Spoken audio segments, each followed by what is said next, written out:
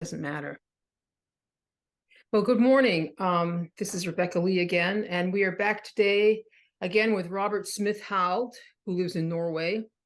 And Robert is a moderator on our Andy Cutler Chelation Facebook support group, and he has a lot of experience chelating both mercury and lead, and he knows what that looks like and feels like. The last video we did was very popular, and a lot of people watched it.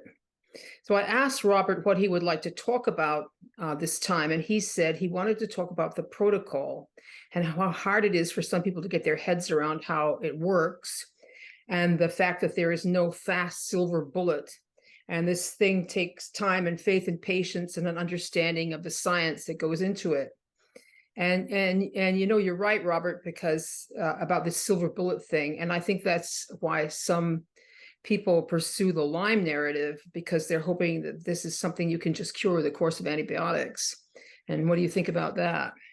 Yeah, and there are plenty of doctors who, well, not plenty of them, but there are doctors who happily prescribe antibiotics. And yeah, I've worked together with people who have had Lyme and who have, I realized later, we realize now were, most likely toxic, and they live on antibiotics. So that is actually a misconception. It's not a quick fix. It seems like it. They give them a really strong antibiotic and then they feel better, probably because it's also taking care of Candida, I think. I mean, I'm just speculating, but there's something that gives them a temporary boost, and then it just stops working and they have to take it again and again and again. And I know people who have been doing those really strong antibiotics for several years. And I had one colleague who, his wife was using these, and he just took it kind of, I'm just going to shut my door here. Back again. He just took it because he felt like he needed a little boost, and that's just, the antibiotics gave him a little boost. A little boost, yeah.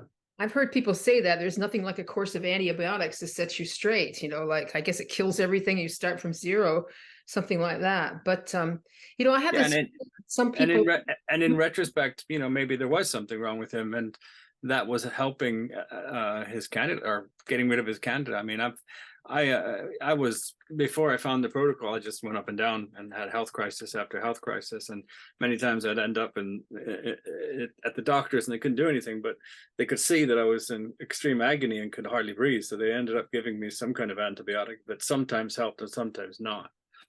So yeah, there are antibiotics that kill Candida, and I wasn't always getting the same one. In retrospect, it would be interesting to see which ones I was given, to see if it was that. Sometimes I think that the people who have the Lyme, are into the Lyme thing, they really, really believe in it, because sometimes I think that maybe they did catch Lyme, and that was the precipitating event that no doubt. No doubt they have Lyme. Yeah, and it sent them into mercury dysfunction. Yep. Like little kids who get the MMR, doesn't have mercury in it, but something just starts up. Yeah, the immune system kicks it off. And actually, when I went to the doctor who tipped me off about this protocol, he said to me, Robert, if your immune system works the way it should, you would be fine with Lyme. I didn't have Lyme. He was just using that as an example. Yeah. And he says, but so these people who are getting Lyme, obviously there's something wrong with their immune system. It's like, okay, you can have a bacterial infection and you take a course of antibiotics, it's gone, but it keeps coming back with them because there's something else happening there. So, that's something that is, like, I call this an illegal disease. Illegal? Yeah. What we have is illegal. It's illegal. It's illegal. The doctors aren't allowed to say. Like my GP. Yeah. he acknowledges that this is probably what's wrong with me, and this protocol is probably what's helping me most. But he can't give me a diagnose on. He won't. He's not saying that, but he'll lose his license. And there are plenty of doctors who, I think, because I've been to a lot of doctors, and there are plenty of them that kind of see that there is something in this, but they it's not in their diagnosis handbook. So they can't say this is what's wrong with you and this is what you need to do. And so it's an illegal disease. So you'll talk to some, like I have friends who and one friend who was diagnosed with cancer around the same time as me. And You as got I got you got cancer? not cancer, but at the same time as I found out about the heavy metal. So we got sick at the same time. Mhm. And he has a disease where, you know, you get all the support and help and good Right. because he got better, right? But then, you know, he talks to me, you know, you're a little bit of a conspiracy theorist, you know, because, you know, that's not really a real thing. And it's like, it's exasperating when you know it's just as real and probably, you know, part of the root cause of him getting sick, you know, because his teeth are falling out and all sorts of stuff. You know, when I watch, you know, they advertise, the pharma companies advertise on TV here in the States. Well, you know that you lived in the States, and everything that they advertise Well, for. no, we didn't have TV. We weren't allowed to watch TV when I grew up. But I've recorded a couple of albums, and I was amazed when I woke up in the hotel and turned on the TV and could see these advertisements. It's just like that's fucked up. Yeah, yeah. Sorry, I interrupted you. What were you saying? Well, everything they advertise for is a mercury thing, you know, like Yeah. rheumatoid arthritis, gut problems, you know, like everything, autoimmune stuff, you know, anxiety and depression. It's all mercury.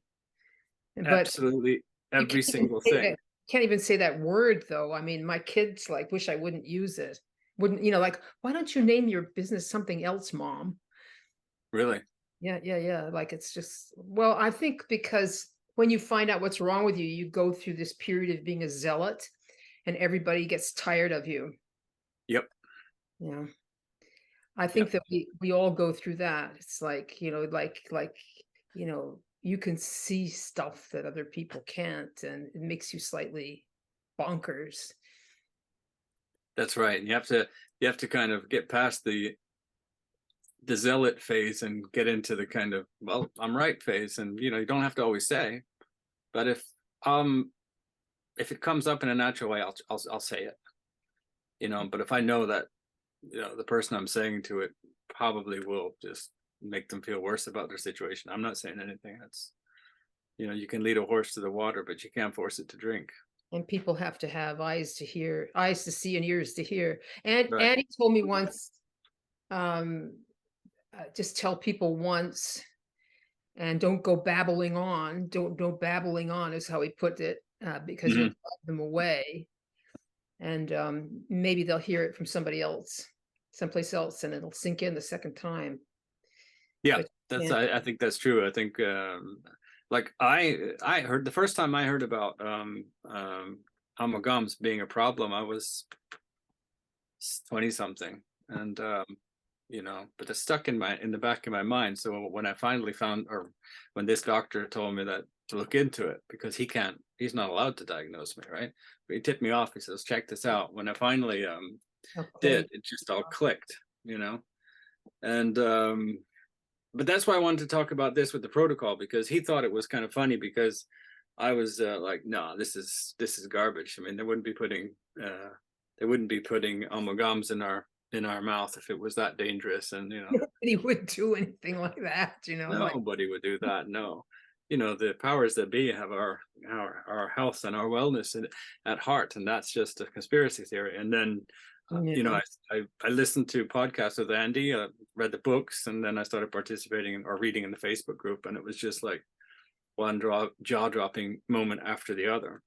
And so for me, that kind of all clicked into place. So he left, because I think I went to see him 2 or 3 months later, and he just thought, he says, no, I've never seen anybody turn around that quick. But it was also, for me, it was your doctor said that. Yeah, because he said you were really anti or you were against this whole idea of heavy metals being a problem, and now you're sitting here and you know the protocol better than me almost, and I did. And But it was because I realized that all my health problems were caused by this, and every kind of everything I've read just kind of connected a dot. So it gave me a complete picture of what I'd been going through, and an explanation behind it. And I'm continuing to find the science that Andy based it on is from medical textbooks. It's Yeah. nothing, it's not made up. It's not stuff that he concocted in a lab. He didn't sit there and figure this out. And something as banal as thiol intolerance, like I have been going to doctors in desperation saying, what the hell is wrong with me? And they hired 5 extra doctors at the university hospital and jokingly said it was because we had to use so much resources on you. But there's a truth in it, because I'd written a very long, not a complaint, but sort of a complaint about the thing that I'd gone through with and not gotten any answers. And they still couldn't answer it. And then the simple answer is a single thiol, because of mercury being stirred up by that single thiol. And if you go into, I found this the other day, the Oxford dictionary about thiols, it explains double thiols, single thiols, the mercaptan, how it was, and it's all there. But it doesn't say if you eat something like this and you have mercury toxicity, you may get sick. But it's a no-brainer, because it says it's a mercaptan, which means it captures mercury. So if you have it in your system and you eat it, you're gonna. Yeah, it's called a mercaptan. Yes. Yeah. That's its name. Yeah. Which means capturing mercury. That's what it literally means. Yes. And it was coined that in what, 1843 or something like that. Like we're talking very, very established science. Yeah, I'm always telling people, like, there's 150 years of published medical literature on this thing, and scientific literature. It's all there. Yeah. It's just but that we are our doctors are kind of led around the garden, and they're supposed to veer off of the well, just stay off of the well. Everywhere else they can go. The well is full of mercury. That's what's getting, and other heavy metals. That's what's getting people sick. And that is where they're making all their money. I mean, it's that simple. it's true. But it's that simple. But that's also what stops people from, like, when they finally find this protocol, they know it's something to do with heavy metals. It's just really hard for them to get over that, because you're not talking about trying out some kind of garlic extract for a month to see if that helps. So you're not talking about cilantro smoothies for a couple of weeks. You're not talking about chlorella.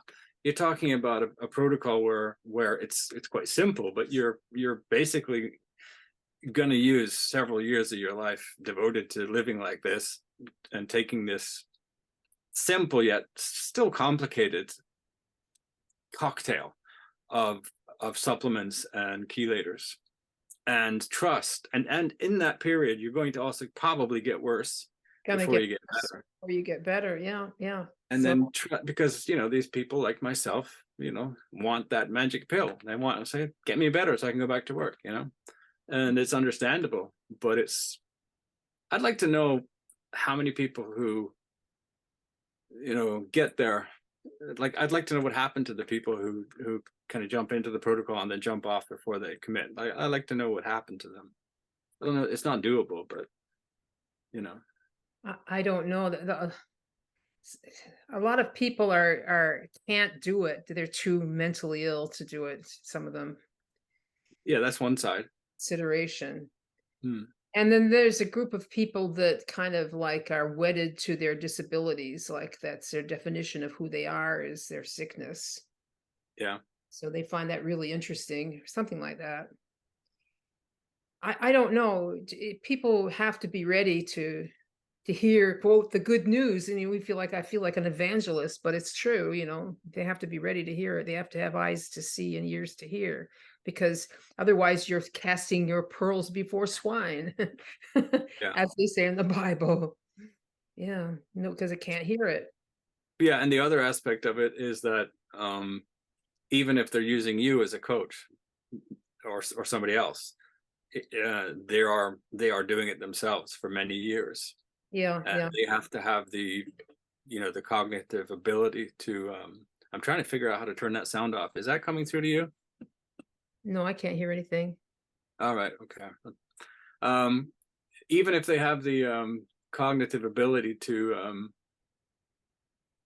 follow it, I mean, they have to. It takes a lot of kind of troubleshooting along the way, You know and what? you have to be able to do that. One person I wish I could get to interview, but he says he's not ready, is Alan, because there's a good example of a person whose story is so, I mean, it was so, he went through such heroics. He was completely debilitated by this thing, and he persisted with it, even though, I don't know, it was just a sort of an act of faith that got him through. Yeah, till he was Yeah, better. Yeah. and stubbornness. Some stubbornness, but yeah, like Yeah, I mean, he says he writes that he couldn't tie his shoes and he couldn't find his house, I and remember his saying, job in the military was to find things, and oh, he he couldn't find his own house. You yeah, know, find his own house. I remember he yeah. said that he was looking for the dentist and he was sitting there on the doorstep of the dentist. Yeah. I think he told me that story. Mm. Yeah. Yeah, I told you about my brother. He was Him with drawing the chalk. chalk lines on the street to find his way back to his car. Hmm. Yeah. I guess But it's too bad. yeah, but another aspect of mercury toxicity is this. Like, if you read about this, is driving me nuts with this sound. I'm going to try and turn that off. The ping, yeah, that's all You right. hear that ping now? I heard the ping, yeah, but it could have been my ping too. I did take the precaution of putting my phone on do not disturb. I'm just going to quit Messenger right now. There we go. Yeah, Now it should work. yeah, Right. The adventures of live TV. yeah. No, but I was thinking about if you read about classic mercury toxicity, Mm-hmm. there's this shyness and this kind of what we call a social anxiety now. But then there's this obstinacy, this stubbornness that comes out, and that can go both ways. So in Alan's case, it was a real boon to him, Helped him because out. he knew somehow that, okay, this is what's gonna, because he said he had one choice: become institutionalized or do this. Right. And right, and so that stubbornness allowed him to, or enabled him to follow through on the protocol. And he was lucky to have Andy in the Facebook group. And so he's kind of, I feel he's really done a fantastic service to the group when Andy passed, to keep it kind of focused that way, because that just that focus is what I think is what people need most. Like, people will complain because, oh, you deleted my post, that was irrelevant, but it was important to me. But it isn't. It keeps the chelation focus in such a place that people can follow it. Like, you don't go down a lot of different rabbit holes. Yeah, no, you have to keep really focused. And Andy said that. He said sometimes he was sorry that things got deleted and stopped because he found them really interesting, but he understood that there's a lot of people. I mean, it was like 80,000 or something. Now, I know they're not all active, but there's still a lot of people, and you can't talk about everything. Mm-hmm. People get very aggrieved though, don't they? Yeah. They do, yeah. But that's also because of mercury toxicity, I think, anyway. And then before I started in that group, I was in, because I was still going down the food intolerance rabbit holes before I found this. And I was in several different protocols. And every time I veered, my hands were chopped off. So we're like, no, you can't talk about this. This protocol drove me absolutely nuts. But in retrospect, that's also why I ended up here. So I'm glad, because they chopped off my I'm literally not, I mean, metaphorically, they chopped off my hands, but it made me also realize, okay, it isn't that, it's something else, So it's good to stick to it, because there could be not plenty, but some people who are who come into our group, and maybe heavy metals aren't their problem. And I know that those people exist, but I find it hard to believe almost. I'm talking theoretically. If you make it this far, it's definitely your problem. It's diagnostic right there. I mean, if you're talking to me, I know Andy found some weird genetic things once in a while, but I mean, they're pretty rare. Yeah, like genetic things that make enzyme, they inhibit enzyme activity, so that you have symptoms that present similar to Something like toxicity. Yeah. But I think that stubbornness is quite classic, and I see it over and over again. But I think that also can keep a lot of people away from chelation. Yes, that's true. Yeah. Right. I don't know. When I found this, it was like, it's just like, this is like, like the truth was revealed. It was like, so clear to me that this was what was going on and what I needed to do. Yeah. But so, you've maybe you've had like I was actually skeptical of alternative medicine because of how I grew up. So I embraced modern medicine because of how I grew up. Because I mean, I took a lot of weird potions growing up, and they did a lot of weird things in that sect that I grew up in.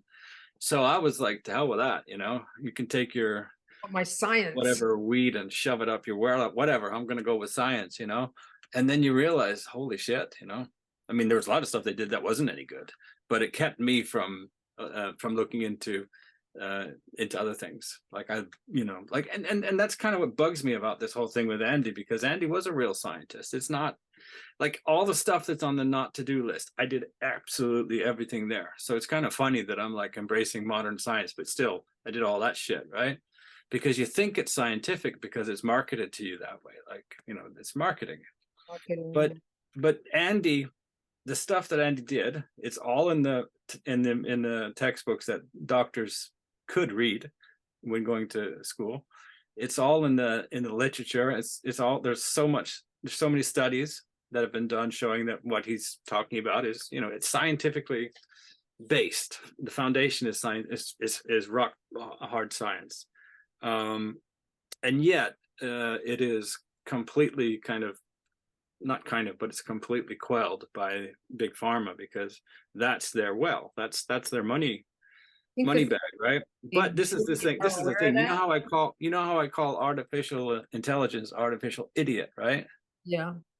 Well, if artificial intelligence is so fucking smart and it's using all these texts that exist, it should come up with the same thing that Andy did. Did you run it by artificial intelligence yet? I did, yes, I did. Did you get I got the bullshit that's on Wikipedia. And I said, that's on Wikipedia. I says, that's skewed. I says, that's just some Wikipedia shit that and it actually admitted it. It apologized to you? It did. And I said, well, and then I did it again, and then it did it again. And I said, well, you just did it again. Why did you do that? And I had to admit that because it's so dangerous to move metals. I'm like, well, okay, but it's protecting you. Yeah, so it's protecting me. Artificial idiot is protecting you? Artificial idiot is protecting me. And I said to artificial idiot, I think you're doing it because, big pharma makes a lot of money on it, and you're not allowed to do it. And actually, you're not that intelligent yourself. And ended the conversation there. I mean, it was the same crap over and over again. So my point about artificial idiot is that it's, run by something, and it has its parameters. So, but that's the one that I used online. There may be another one. There probably is other, better ones that will be, if they unleash them, will do a better job. And I think I kind of think that will eventually happen.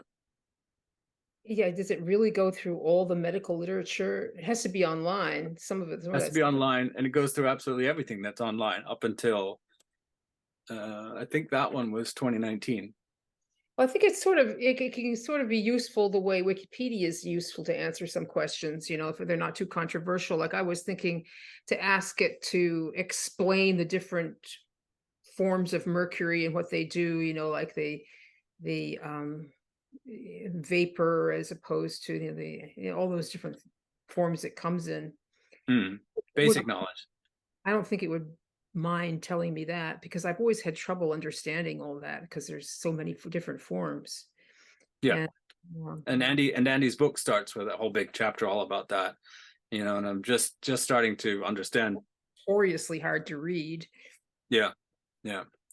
So, but I actually haven't used artificial idiot for that. But my point is the technology is there. So if they do make an artificial idiot that they unleash within an environment with a parameter that it can't go out of that environment, but is allowed to analyze everything, because they have one artificial idiot that's managed to decipher cuneiform, like all this tablets that were in bits, and it's managed to decipher it because it can put it all together and use all the algorithms to just assemble it in its mind and read it.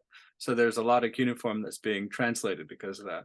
So if they can do that, they can also feed in all the information about heavy metal toxicity, and it should come up with a similar protocol. I mean, maybe even better than Andy's if they let it do it what it's supposed to do.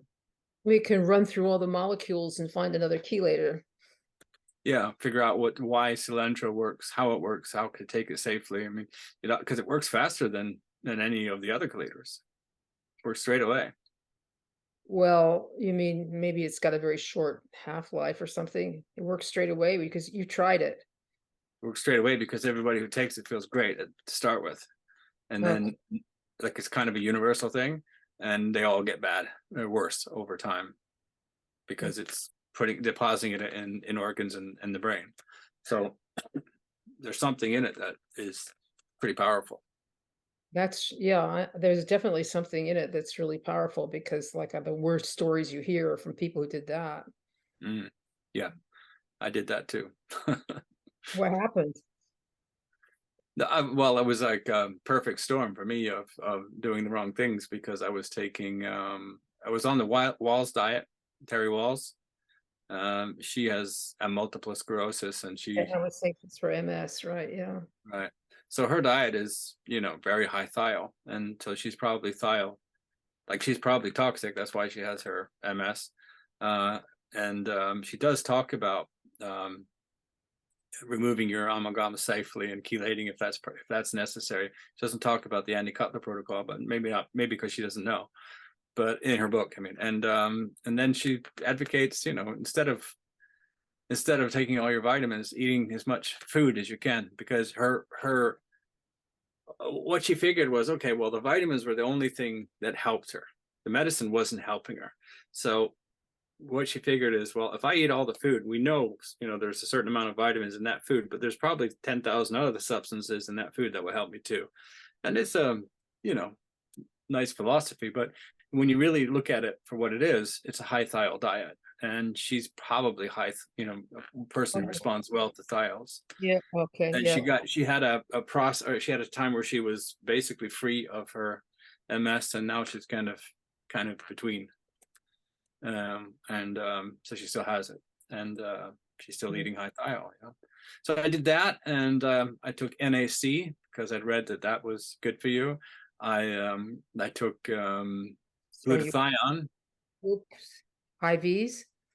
No, just capsules. So I took glutathione, NAC, and then I started doing cilantro smoothies because it gave me a kick. Yeah, following that guy who what's he called the there's a guy who pushes the cilantro smoothies, the guru of cilantro smoothies. What's his name? I haven't heard of him. Oh yeah, everybody comes from him. And he also makes people people get a lot, but he makes people eat, like celery juice, and they feel a lot better because they're on a celery juice diet. The What is that? What's in the celery juice? I've seen several people talk just about that. plain celery juice. I don't know. It's just like, I guess it's so soothing and banal and not and non-acidy that people feel better. I Right. don't know. No, But it must be high. then he spoils everything by telling people to do these cilantro smoothies, and he's got best-selling books, and they go for it. Not Dave Asprey, is it? No, it is called. I can't remember. My brain sort of switched off a little bit. I had a cup of coffee just now, but it doesn't seem to have helped. Are you in Jamaica or in I'm in Massachusetts? Vermont. Vermont, yeah. Yeah, the weather's closing down on us now. Yeah, I've been chelating lead, Mhm. Yeah, How many rounds have you done? must be 8 or 9. I stopped. I Uh, thought, okay, I've done enough and I can wait a month, but I just started feeling horrible. And I yeah. thought, whoa, is this lead, once you started going, does it just keep pouring out of you? And I had all these awful digestive symptoms. So I started another round, see if they cleared up, and they did. So it was the lead. Yeah, seems Yeah. so. Yeah, I think it probably was. Yeah. I'm at the point where I feel like I'm almost done, and then it kicks in. I need another round, but now it's Eh, been 2 months, and I still, yeah. A couple days ago, there was a word. It took me 6 hours to remember that word, and now I know it's time to. I knew exactly how to find out what the word was, but I didn't want to do the trick to find the word. And 6 hours later, it clicked into my head. And that's when I know I need another round of lead against lead. The lead does that particular, because I can't remember the name of this guy for the life of me. Yeah, That- yeah. That's lead. And I thought that was mercury the whole time. It's no, lead. lead too, yeah. And I remember when I started the protocol, I had like Alan Downey said that he had lots of tabs open to keep track of what he was reading on the internet. Like, so I had that, and I had a lot of notes on my phone, and I had to use them, and they would give me, like reminders. So, because I couldn't just write, notes of things to remember, because then I wouldn't remember what the hell that was about. So I had to kind of have these kind of cue words. So, and ways to find out. So, and I get to the certain thing, and I always forgot, and then I had to use these notes, and then have the cue words, and then go into Google, and then it was exhausting. So for me, when this happened, it was like it was a long way down. One last thing I needed to do this, right? So, and when you're in your and you know that my results were so dramatic as well. And I was looking at my chelation diary today to kind of figure out when my last lead round was, and then I went back and looked at when I started out. And when did I start playing piano? It was actually after my first ALA round. That you could play the piano. Yeah. So it was not just because of the ALA. It was after, because I did the 12 weeks plus 2 weeks because I didn't have the ALA. Then I got it, did the first round, and then I could play. I probably could have played if I tried to a month before, but that gives me a perspective. So for me, the win was, or the gain was so dramatic. That is what fuels me. And I've had a lot of other gains as well, and they're easily quantifiable because I was so, gone in that cognitive way. I just never I thought think it a would, lot of people are apparently is. less. Well, I think a lot of people are less aware of their own body, and are less aware of what's going on with them. I think it takes a certain type of awareness. Like Alan always says, focus on the symptoms. Don't tell all the big long story. Focus on the symptoms, and that's a way of just getting at what's the root cause using the protocol. And these people just, they create this big kind of, like, I'm writing it down in lists. They have this, verbal thing that's going on, and they can't focus to do it, to go through with this protocol. And it's up to them too. We're not there to They want all force the them to do it. They're to mechanics of discuss everything, it. the mechanics of everything that's going on explained in detail. That's something I have to deal with people, because sometimes I Yeah. don't know why. I just look. I did a lot of this on faith, man. I just did it on faith, and it worked. So You're gonna Yeah. have to go with faith too, and to a certain extent. I mean, Andy's dead and he can't explain it to us anymore. Yeah. Yeah. Yeah. But that's actually my, that's my big beef with the modern medical industry, because my doctor, if he sat down and learned the protocol, he would learn it quick. He's smart enough to do that, and they just don't, because they're not allowed to. They can't So do it. that creates, that's another barrier for people to get over, because they're going to their GP who's telling them, maybe you're just mentally ill. you know They are. Yes, they they are. don't use that, but they say it's in your head. They say you've got things, this, that, and the next thing. All they There's so many symptoms from mercury poisoning that are, you can hang on that hook. So people think, okay, that's it, and then people think I'm going to do myself a disfavor if I take control of my own health. Understandably, because I did myself a disfavor for years, trying to get better using all these different protocols. I mean, I've been doing different things since I was in my 20s, because that's when I started getting sick. I can't 18 now. trust myself. You can't be trusted. Yeah. Well, it didn't work either, so there's some truth in that. But what irritates me is that the people who should know it, the doctors, I should. Yeah. they don't know. They should know.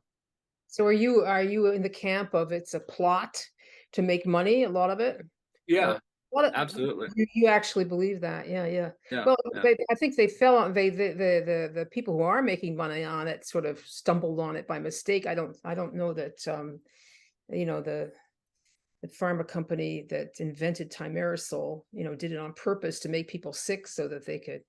Well, maybe they No, did. no, no, no. But I mean, the in the test, what they did was, according to Andy, I haven't read it myself, but what they did was they gave the thimerosal to a whole bunch of people who had pneumonia, and half of them died of pneumonia, and the other half didn't. So they said it was safe, Yeah, I think I read about that. Yeah. right? And it had no bearing on anything. E- So I think it was just that Eli company wanted. Lilly. It Hmm? was Eli Lilly. Eli Lilly, yeah. But all these companies want to make money, and that's it, and that's all they care about. And people, I think it's funny now when people call me a conspiracy theorist. I mean, really funny. Like, I mean, Netflix has a movie called Dope Sick, where they go through this company who created a painkiller that they said wasn't addictive, OxyContin. Yeah, yeah. right? And it's all documented. They knew what they were doing. They hooked, millions of people on this, heroin basically, and or whatever it was, and they knew what they were doing, and they were fined an enormous amount, but they still made a shitload of money, and that's all they care about. It's not about health. And what's really sad is that they've hijacked the medical schools. I mean, that's not a conspiracy theory. That's a fact. They run the curriculum, and Yes, they decide the whole know show. that. Everybody knows that. Everybody Yeah. knows all this stuff, but they still, Well, go they back, still to their GP to get help. they believe in the system. They believe in the, like, they still call it a health system, and they believe in the health system. And I don't. I Yeah. wouldn't trust any doctor with my general health ever. They can put stents in if you have a heart attack. They can. There's some things they can do if you break a bone. If you need an operation for something, yeah, they can. It's like going to a mechanic to get your brakes fixed, but not your general health. And general health is mostly about chronic illness now. Yeah, it There's is. zero in the chronic illness department. Yeah, Mm. pretty much. And all chronic illness can be tracked back to heavy metals and forever plastics and endocrine disruptors and all that kind of stuff. But heavy metals are the heavy movers at the top of Foundation, that. Yeah, foundation stuff. yeah. So I think I'm not a conspiracy theorist when I say that, but I think that that the whole medical system is a cash flow system, and it still is, and it's actually the biggest problem in the Western world anyway. The biggest For our, that for our, war seems pretty bad. what was that? War seems pretty bad War too. seems, yeah, war seems pretty bad, and war Yeah, is isolated. So far, war is isolated to some small spots. Heavy metal poisoning is rampant everywhere, everywhere. Yeah, that's true. right? So if you look at big numbers, and I'm not saying that war isn't terrible, because it is, but if you look at big numbers, heavy metal poisoning is really wiping out, and Poison. Yeah. it's wiping out our ability to procreate, for example. Yeah. You know, so, and it's not going to stop until somebody says, hey, wait a second, this is what we need to do to fix this, and it's doable, absolutely doable, but it needs to happen, you know. And it's like this, the health system, the big pharma, it's, people believe it, that that's going to help them, and they want to believe in the magic pill, they want to believe in this. There's, you know, there are some people who have genetic conditions where they need a pill that costs, I mean, I don't know if it was per pill, but per cure, like millions of kroner in Norway, and they get it. Well, you know, But I took the you know, I had Hep C for 30 years. yeah, And I was like, you know, like they come out with a cure for that, and I thought, yeah, I'm not gonna take this. You know, I'll stick with my Chinese herbs and blah blah blah. And Andy said to me, if it were me, I'd be all over that new drug. yeah, So and I it worked, took right? it. Yeah, it cost $85,000. I didn't pay that, fortunately, but that's what it costs. Yeah, it did work. For a course of how many pills? I think it was 3 weeks, like Yeah, each. 85,000. 85,000. Well, you know, when they come up with a cure, you know, they got to charge a lot for it. It's not like it's, you know, like most of their stuff, you know, it's you just keep taking it. So you once you get on it, it's a lifetime thing. But this was Yeah, like a 3 week course and you're done, or whatever it was. I can't that's a remember. good observation. Yeah, that's true. You know, they have to charge a lot for it. It was Gilead, the company. It So worked. why do you think they took the, why do you think they bothered to fix that? You know, if there's some good scientists that work for those companies. I mean, all the good scientists work for them. They're there, and somebody, you know, they got excited about, and it was also some sort of a gene therapy or something, or like, I don't know, it was some kind of something very high tech. So maybe it was like, you know, a precursor for something that would make a lot of money. Like the mRNA vaccine, Um, but it was a pill, right? It wasn't a vaccine. It was a pill. Yeah, I remember I was going to go to Jamaica, and they said, well, you better not, you better wait till you come back and don't lose one of these pills, because each pill was worth like $3,000 or something, or Yeah, $1,000. Each one of these great big pills. and traveling, it would be like, what's this, man? I'll take that away from you. Um, so yeah, It knocked me on my head. but it shows that they can do it if they want to, and they're not doing it because they don't want to. It's like, you know, okay, $85,000 for, you know, that's ridiculous, but you know that they're in it for the money. They're not in it to cure the world. They want the world to stay sick, and they want to make a lot of money. Like our dog he's a golden retriever, and he loves to, you know, bathe, but he gets these sores, and he has a lot of dandruff and flaky skin, and he gets, if you don't dry him off immediately, he can get these really bad sores that just, you know, get infected and get big, and it's a nightmare. And I told you last time that I've started to give him supplements and things, you know, use my knowledge of supplements to help him, and he gets L-carnitine, and he's like a, you know, 3-4-year-old dog running around completely crazy, and it works. And if I give him a double dose by accident when we went foraging for mushrooms with this kind of group where we're learning how to do it, and he was a maniac. But I've been giving him zinc, right? And zinc orotate, which is the same I use. And if you give him zinc malate, he falls asleep just like I do. So there's something there. And so I gave him zinc orotate, and his coat is perfect. It's like he stopped. He loses a little bit of hair. He sheds a little bit. Before, it would fill up a vacuum cleaner bag twice a week. You know. That's very interesting, your experiments on your dog. Yeah. So now his coat is perfect. There's no dandruff. He hasn't gotten one of these sores all summer. He's bathed every single day. He needed the zinc particularly. Particularly. So before I did this, obviously I look into it and, find what information I can on the internet. I mean, I'm not going to just, randomly give my dog some supplements, because my dog can't speak. He can't come up to me and say, no, that's making me feel like this. So I look into it, and then the amount of zinc I give him is basically a third of what dogs can be given. And it is a common thing that vets give to dogs, especially when they have eczema, when they get these sores, when their coat is really bad, all this kind of stuff, right? But nobody's telling you that. You go to a vet, they'll probably give you some kind of pill that costs you $85,000, and it's probably zinc orotate.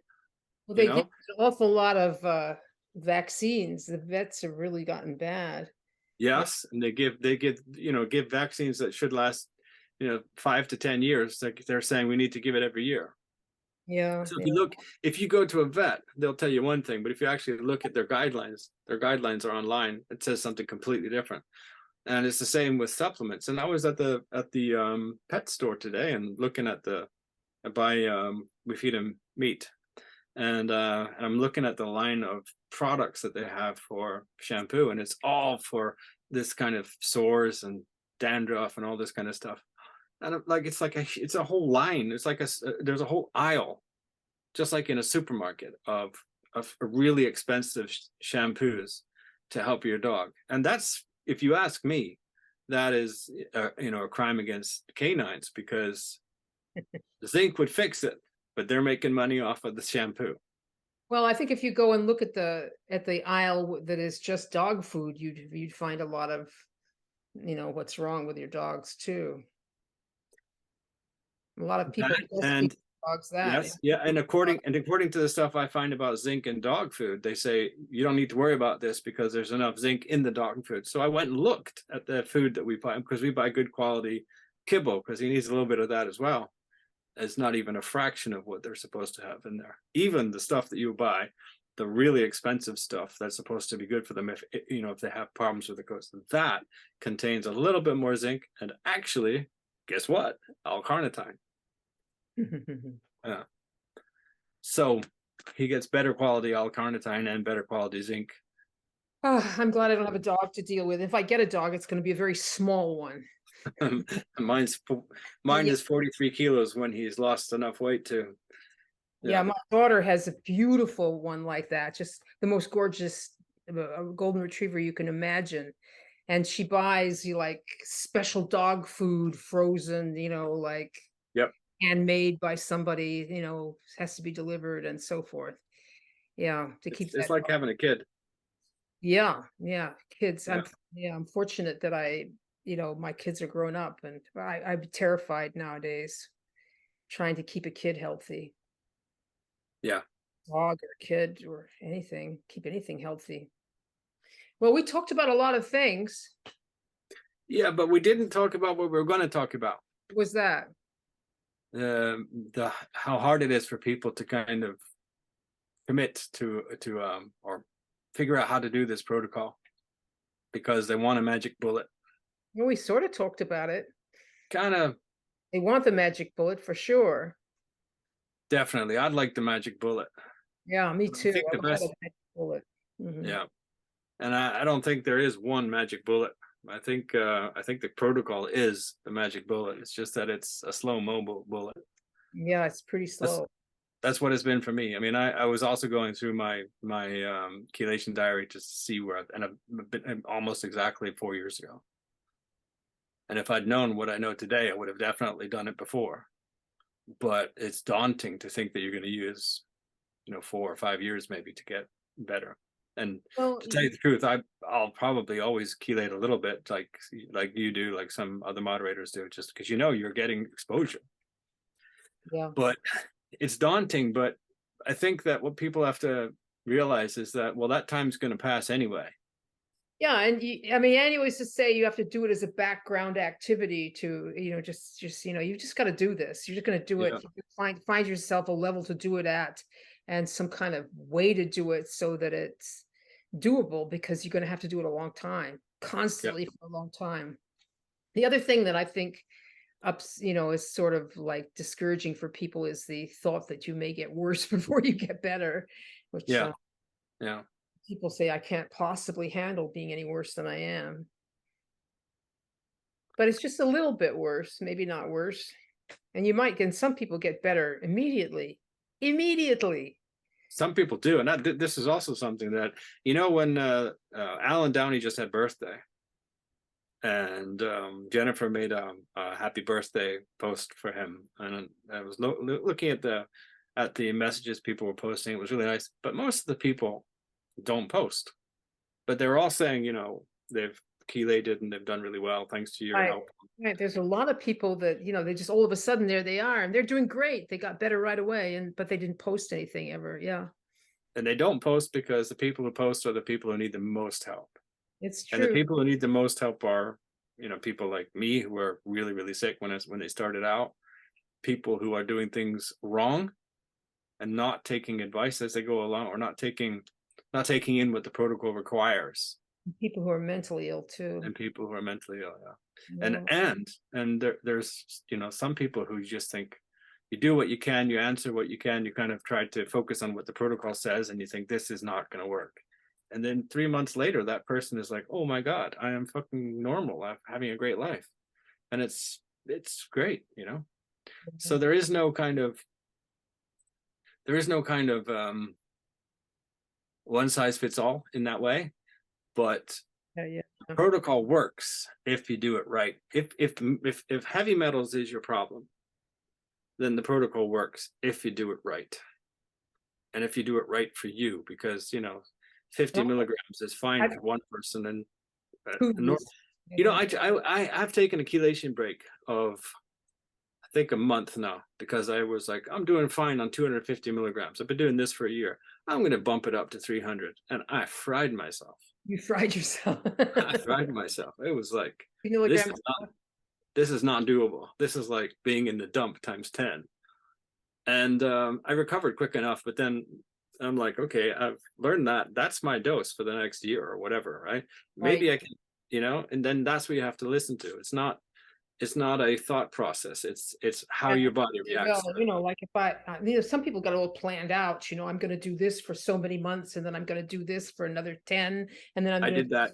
2 months. And yeah, they think that it's, they can do it that way. No, you can't do it that way. It's your new way of life. This is your new way of life. Yep. Yeah. I did that in the beginning. Yeah.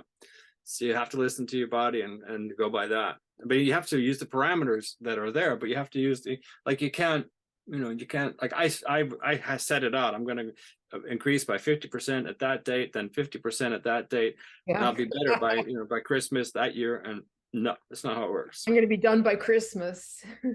Well, not the first Christmas. But Andy himself, I heard this webinar that it's posted somewhere on the Facebook page, and he's talking to some doctor who now has gone completely AWOL off the protocol, but he used Andy's protocol to get better. And Dr. Pompa? Took him 4 years. Yeah, it was him, Dr. Pompa, right? Yeah. There was an interview with him, and Andy, he was like, but now he doesn't. Yeah, he's now he's selling products. Yeah, and I don't think he understood I don't think the MDs really fundamentally understand. Well, he's a chiropractor, I guess. They don't really fundamentally understand, why Andy had these, put in the rules he did.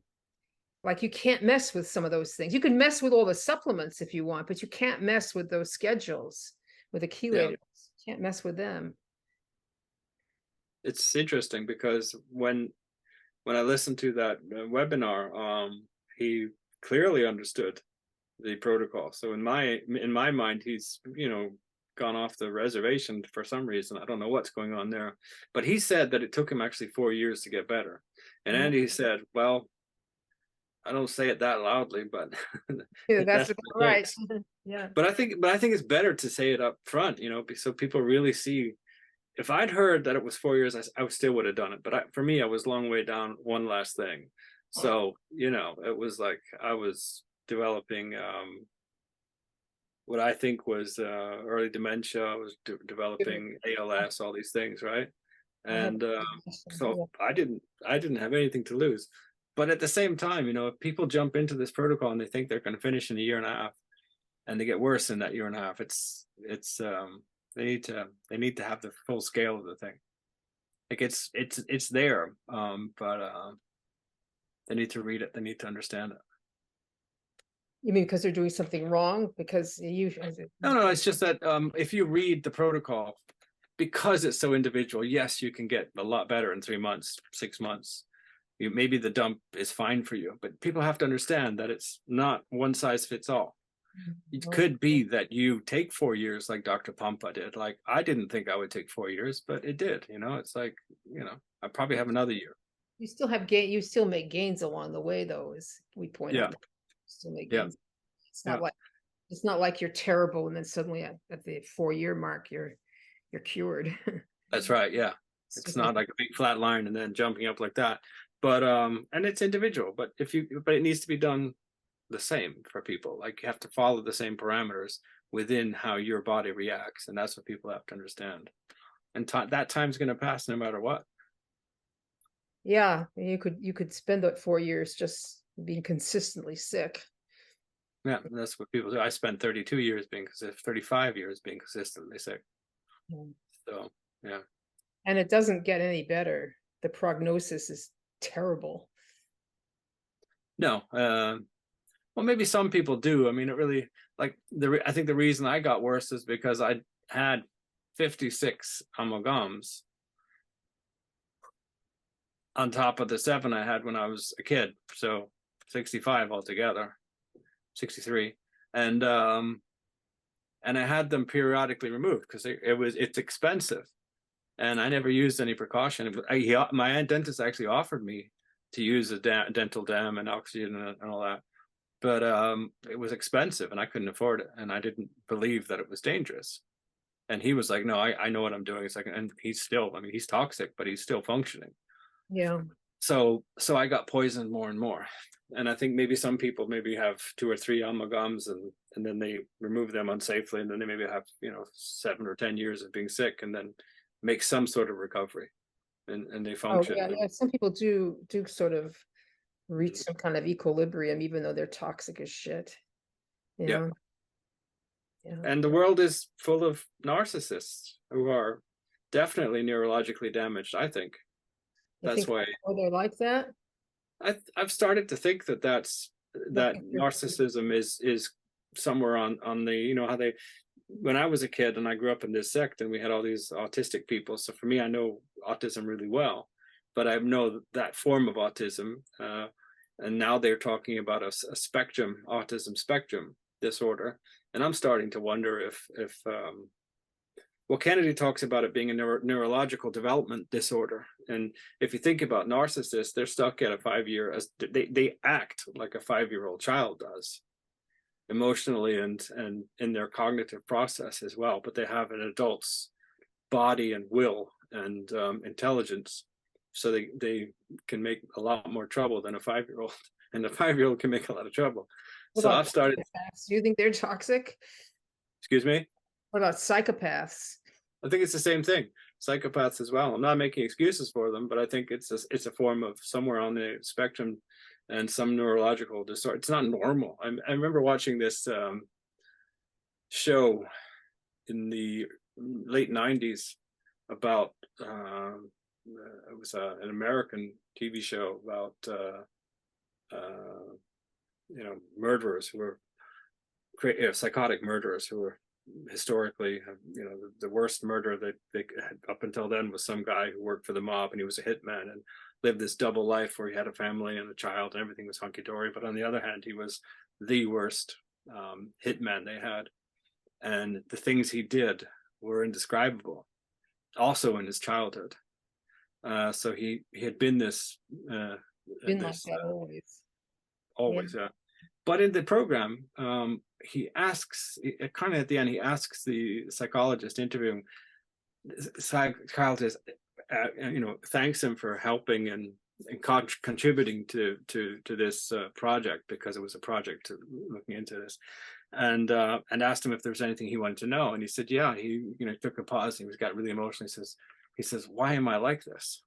Gosh, And interesting. you could see it bugged him, and he didn't want to be that person, but he was that person, and Well, um, I just made a T-shirt in the interest of giving Joanne something more to sell to make a little extra money, and I did Andy's portrait in black and white, and the quotation underneath, "You're not crazy, you're poisoned."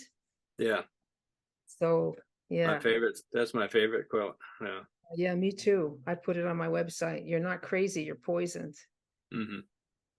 Um, But it's interesting. I don't know if narcissists or psychopath, they say they're incurable, and they say just walk the other way and don't tell them anything.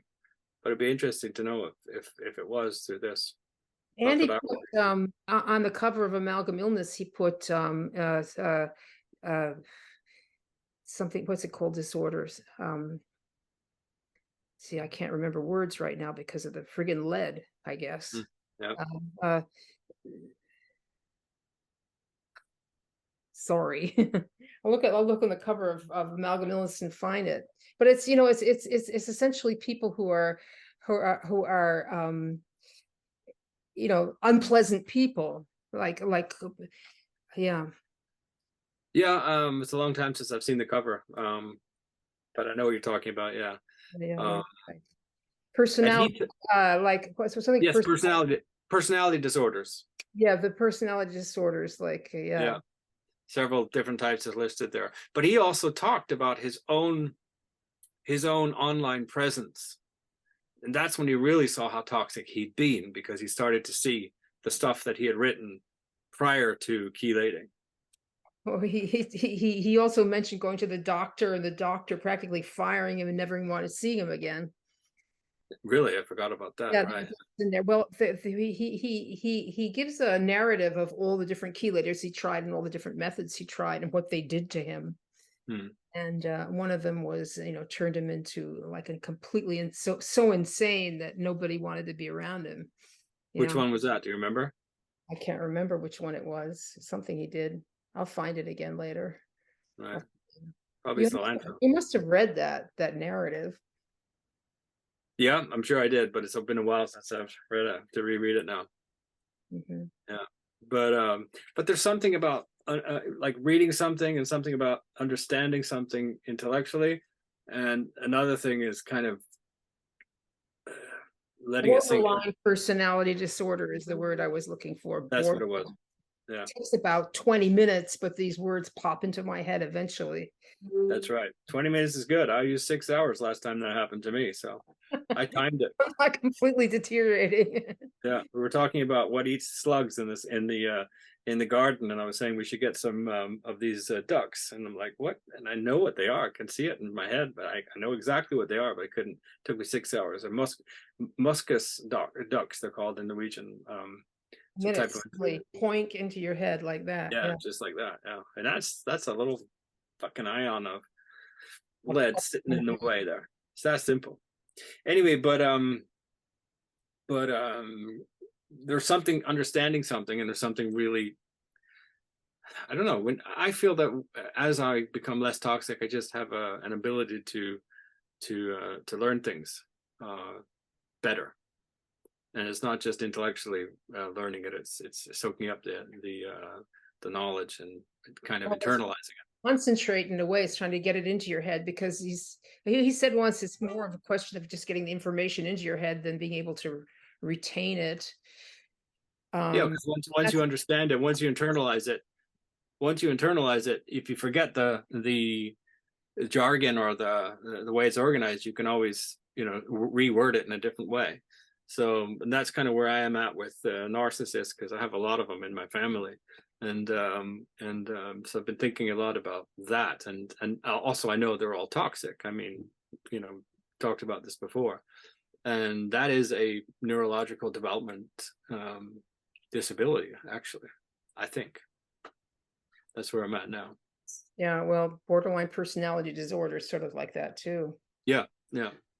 And it's a moniker, and it's like, if they understood what it was, what was causing it, maybe it would be called something else. Because they're looking just at the outside, they call it this or they call it that. But if you really look at what's underlying, it's I think they would call it different things, and they would have different ways of dealing with it. So let's hope Robert F. Kennedy wins and brings some changes to He seems medical a nice thinking. man. Yeah, he seems, yeah, the medical thinking. Mhm. All right, then I think we've talked a long time. This is pretty good. We have. Okay. It's been a pleasure. Yeah, it has been. I'm just gonna try and here we go. All right.